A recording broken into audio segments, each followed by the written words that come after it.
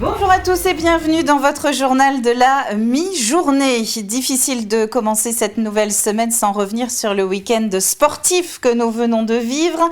Week-end de Coupe de France pour les amateurs de football, le dernier de cette saison puisque les 3 derniers clubs vendéens qui étaient en lice ont été éliminés. Pas vraiment de surprise au vu des affiches puisque les Herbiers, Fontenay-le-Comte et les Sables d'Olonne rencontraient des équipes de Ligue 1 ces 3 derniers jours. La hiérarchie a été respectée, comme on a pour habitude de dire. Vous le voyez avec les résultats qui s'affichent. Au final, pas de 16e pour la Vendée cette année, mais de très beaux souvenirs, que ce soit à Massabielle, à la Beaujoire ou encore à Roisenpark. C'est dur pour eux parce qu'ils ont été héroïques pendant tout le match, notamment en infériorité numérique. Où on a réussi à contenir et maintenir l'adversaire. On n'a pas réussi à performer dans les 16-50 adverses.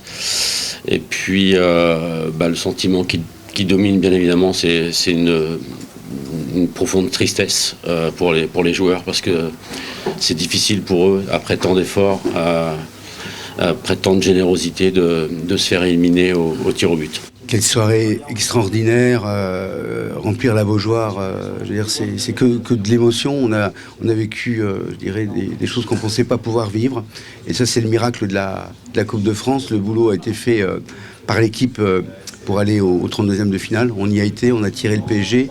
Et je pense qu'on a fédéré l'ensemble des énergies pour pouvoir jouer à la Beaujoire. Et je leur avais dit, les gars, faites ce que vous pouvez, mais il ne faut pas de regrets et donnez tout ce que vous avez à donner. Ça sera que du bonheur. Après, le sportif reste le sportif, mais c'est une magnifique soirée. Honnêtement, on croyait à réaliser l'exploit. On voulait venir ici pour chercher la qualification. Après, une fois que les émotions sont passées, on a forcément passé un bon moment. Apprécier être dans un grand stade, devant du public et tout, c'était vraiment une expérience sympa pour toute l'équipe. Et vous retrouverez ce soir Paul Deswatines avec un 85 chrono spécial débrief Coupe de France, justement. Rendez-vous à 18h45.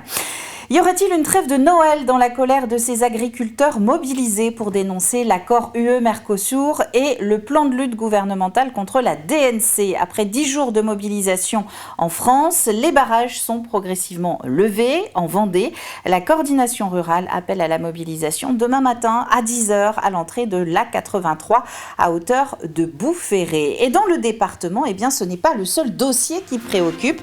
La Chambre d'agriculture et la direction départementale de la protection des populations viennent de réunir éleveurs, élus et syndicats pour faire un point sur l'influenza aviaire. Le protocole vaccinal et la sortie de crise ont notamment été évoqués. Le pic de l'épidémie serait maintenant derrière nous, même si quelques cas se déclarent encore dans l'est du département.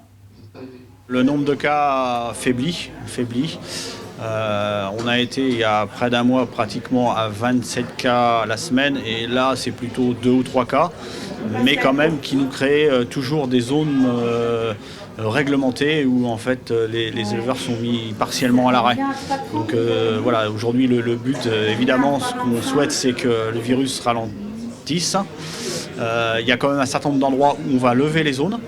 L'administration s'exprimera là-dessus pour revenir à ce qu'on appelle la vie normale. Ça s'organise avec l'administration, puisque c'est nous qui mettons des zones réglementées dans lesquelles on ne peut pas rentrer d'animaux.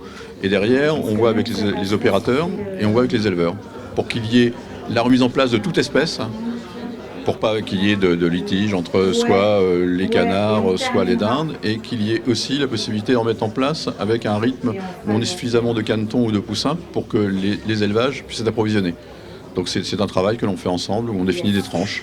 Vous verrez à la fin, c'est la conclusion, c'est de voir comment on peut avancer, faire ces tranches-là, de manière à ce que les éleveurs n'aient pas un vide sanitaire trop long, mais qu'on ne lève pas les zones et qu'après ils se retrouvent sans soutien et indemnisation. Les fêtes de fin d'année sont maintenant à portée de main. Vous avez peut-être déjà participé ou prévu d'organiser un Père Noël secret avec vos proches. Le principe est simple, offrir un cadeau à une personne dont le nom vous a été attribué au hasard. Eh bien, à Chaland, la ville a étendu le principe à l'ensemble de ses habitants. Et donc, vendredi soir, ils étaient près de 300 à se retrouver pour échanger les cadeaux. Louise Ménoury.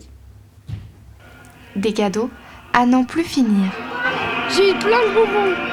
Ça, c'est ce qu'on a eu pour Noël.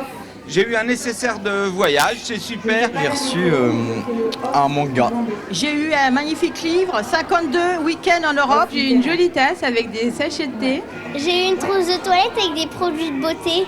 La magie de Noël a fait de nombreux heureux lors du Père Noël secret de Châlons. Les gens s'inscrivent. Quand on s'inscrit, on peut dire donc son genre, sa tranche d'âge et donner des indices sur ce qu'on aime. En termes de fonctionnement, concrètement, c'est un tableur Excel. J'ai les 265 inscrits. J'ai une formule qui répartit.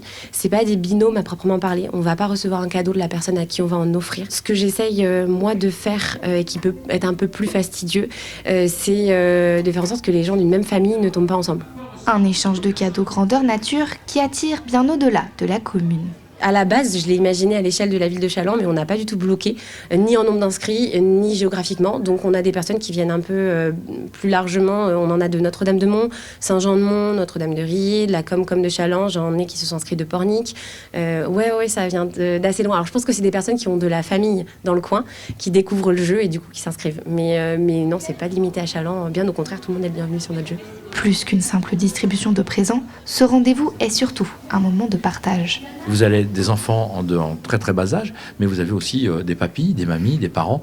Non, c'est vraiment un très très bon moment, comme on peut le vivre dans une famille. Mais là, on a une grande famille. Je suis convaincu que, comme les 2 premières années, nous aurons des gens qui vont sympathiser et peut-être que des gens se diront alors qu'est-ce que vous faites le soir de Noël ou la veille de Noël, parce que moi je suis toute seule et je suis tout seul. Venez. Et donc parfois, ça permet aux gens de se rencontrer et de se faire des amis. J'ai distribué tous les cadeaux, presque, de ce Noël 2025. C'était magnifique, les enfants et les parents sont contents. Vive Noël et à l'année prochaine! L'année prochaine, la ville espère bien atteindre la barre des 300 participants pour la 5e édition du jeu.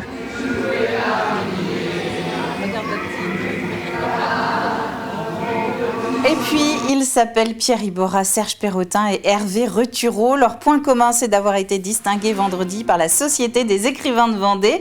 Le premier pour son roman « La femme au pantalon à pont » et les 2 suivants pour leur album « Les sables d'Olonne du néolithique à la grande aventure maritime ». Je vous donne rendez-vous à 18h pour les entendre justement dans notre prochain journal, car c'est la fin de cette édition. Très bon après-midi à vous tous et à tout à l'heure.